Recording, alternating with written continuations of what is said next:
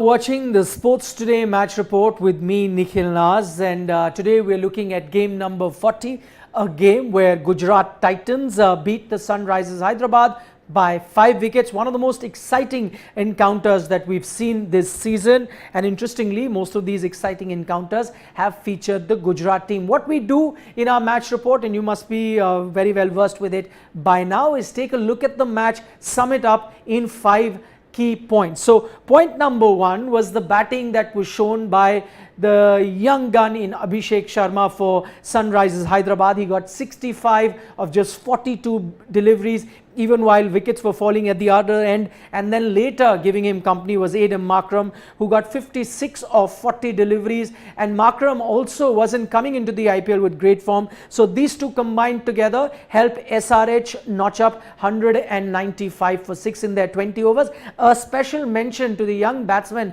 Shashank Singh, because he had been in the team but wasn't getting a lot of opportunities to bat. Today he got that chance, and then he repaid that fate by getting 25 runs of just 6 deliveries. So 195 at the Wankhede was looking like a tough total for Gujarat to chase. But then Gujarat had a great start, and all came down to Wriddhiman Saha's knock. He was opening the innings, was a bit under pressure, not getting a lot of runs in the last few games that he had played, but here he came good, got 68 of just 38 deliveries, and check out that strike rate of 178.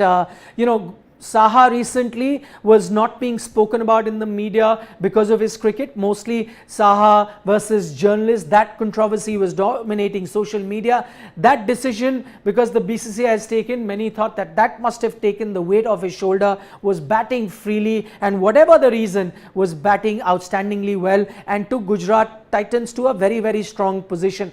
Until such time came the young pacer, the sensation Umran Malik, and he's been outstanding. Didn't start the IPL very well, but now has come into his own, picked up 5 wickets, and one of them was that of the man in form Wriddhiman Saha. The other was of a dangerous Shubman Gill, and let's not forget, he got the captain in Hardik Pandya too. What really stood out about Umran Malik, not only was he bowling 150 plus, the wickets that he got, you could see that the batsmen were tentative against him. He was scaring them for the pace, whether it was the dismissal of Shubman Gill, even Hardik Pandya, he peppered him with a short pitch delivery right at the start, hit him on the shoulder. Remember, Umran did the same to Hardik Pandya in the earlier game that these two teams had played in the season, hit him on the helmet. Of course, Hardik counter-attacked by hitting a 4, but in the end, it was Umran Malik's day. He got Hardik Pandya for not too many. So he was the star, taking 5 wickets, Umran Malik, and he's our point number 3.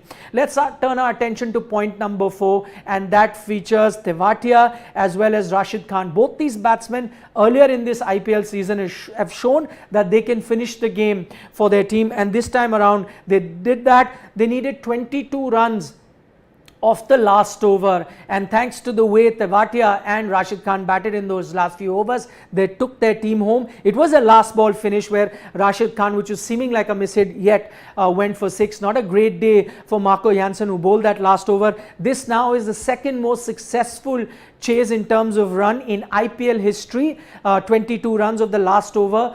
The only time that a team has successfully chased down a total that was higher than this was in 2016 when MS Dhoni was playing for the Pune Super Giants, and they chased down 23 runs at that time. That game was against the Kings 11 Punjab. The team was called at the time. So point number 5, the game was won by Gujarat Titan.